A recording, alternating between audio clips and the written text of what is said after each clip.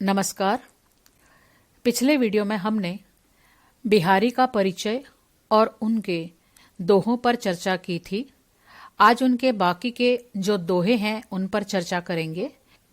मेरी भव बाधा हरो राधा नागरी सोई, जातन की झाई परे श्याम हरित दुति होई। भव यानी संसार, संसार रूपी बाधाएं। अब बाधाएं बहुत सारी हो सकती हैं। दुख है, दर्द है, दारिद्र्य है, कोई और संकट है जिससे व्यक्ति परेशान रहता है, तो वो सारी बाधाएं हैं। हरो का मतलब हरण करना यानी दूर करना। राधा नागरी, नगर में रहने वाली, यहां पर अर्थ है चतुर, चतुर राधा। सोई वही राधा। जातन की झाई परे, झाई का अर्थ होता है छाया, झलक है, ध्यान करना है, उसकी परछाई है। तो ऐसे अलग अलग अर्थ हैं। श्याम हरित दुति होई, श्याम यानी कृष्ण, श्याम यानी दुख, दारिद्र्य, क्लेश। फिर हरित दुति होई, हरित के यहाँ पर अर्थ है, हरित का होता है हरा रंग, हरा रंग। और फिर हरित है प्रसन्नता का प्रतीक। और इसमें श्लेष अलंकार किस प्रकार है वो हम देखते हैं।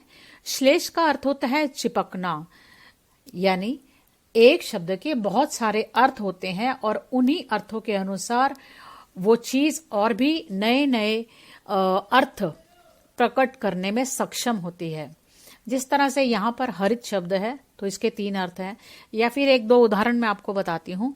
जैसे सुवर्ण को चाहे सदा कवि, कामी और चोर।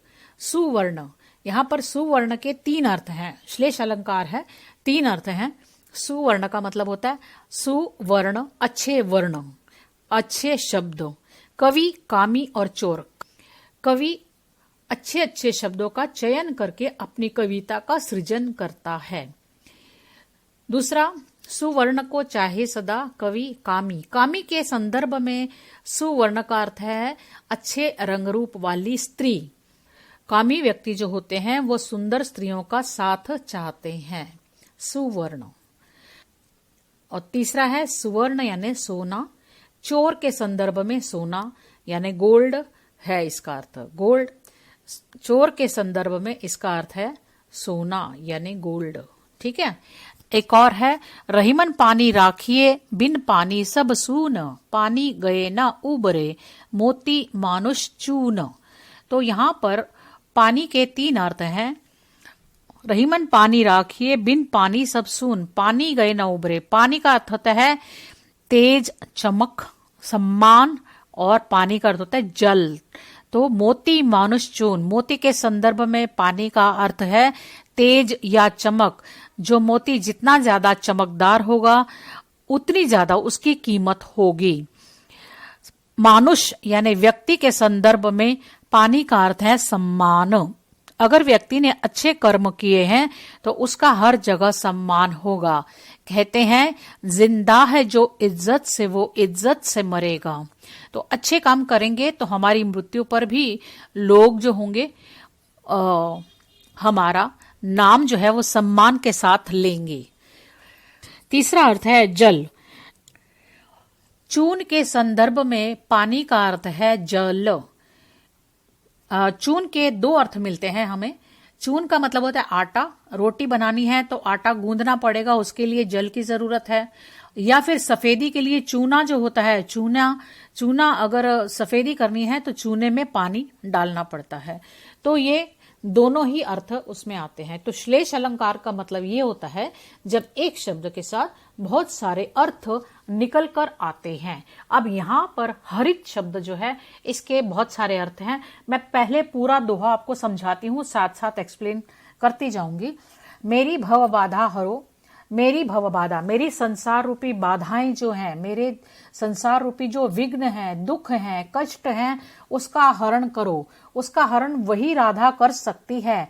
सोई, सोई यानी वही चतुर राधा मेरे सारे संकटों का हरण कर सकती है, सारे संकट दूर कर सकती है।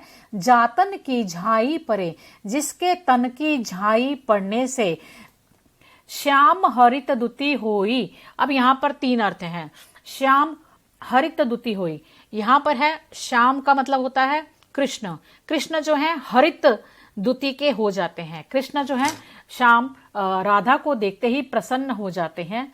फिर राधा को याद करने से, राधा का ध्यान करने से हमारे जीवन का जो श्याम पक्ष है, जो दुख है, दारिद्र्य है, कष्ट है, ये श्याम पक्ष है, अज्ञानता है, सारी चीजें जो हैं हमारे जीवन का एक कालापन है, वो दूर हो जाता है। कब? जब हम राधा का ध्यान लगाते हैं तब। और तीसरा है, अब यहां पर हरित यानी हरा रंग से संबंधित है। यहां पर एक बहुत विशेष बात देखने को मिलती है कि बिहारी को कितना ज्यादा ज्ञान था रंगों के बारे में। अब राधा जो है गोरे रंग की है, गोरा रंग जिसमें पीलापन, आप अगर पेंटिंग करते हैं तो आपको पता होगा, जब हमें स्किन कलर बनाना, त्वचा का कलर बनाना होता है तो उसमें 3 कलर मिलाने होते हैं, पीला, थोड़ा सा लाल और थोड़ा सा सफेद। 3 कलर मिलाते हैं तो ये हमारा त्वचा का रंग बनता है। उसी तरह से राधा का जो है रंग जो है पीलापन लिए हुए, और कृष्ण का जो रंग है उसे नील वर्ण भी कहा जाता है, श्याम वर्ण या नील वर्ण भी कहा जाता है। तो पीला और नीला जब मिक्स करते हैं तो हरा रंग बन जाता है। पीला और नीला जब मिक्स करते हैं तो हरा रंग बन जाता है। इससे उनके इस ज्ञान के बारे में हमें पता चलता है कि उन्हें रंगों के बारे में कितनी गहरी जानकारी थी। तो ये सारी चीजें हैं कि राधा का ध्यान करने से हमारे जीवन के दुख दूर होते हैं। राधा को देखते ही कृष्ण जो हैं हरित द्युति वाले हो जाते हैं, यानी प्रसन्न हो जाते हैं। और राधा के तन की परछाई पड़ने से, छाया पड़ने से कृष्ण का जो नीला वर्ण है वो हरा रंग दिखने लग जाता है। तो यहाँ पर बहुत सारी चीजें ध्यान देने योग्य हैं। यहाँ पर आप देखेंगे कि लौकिक सौंदर्य के अंदर अलौकिक बातें की हैं। फिर ये दोहा छंद है, ब्रज भाषा में लिखा हुआ है। इन दोहों को हम गा भी सकते हैं। इसका आगे का हिस्सा हम कल देखेंगे। अगर आपको ये वीडियो पसंद आई है तो आप प्लीज इसे लाइक कीजिए, शेयर कीजिए और सब्सक्राइब कीजिए। अब मैं अपनी वाणी को विराम देती हूं। कल मिलते हैं नए दोहों के साथ। धन्यवाद।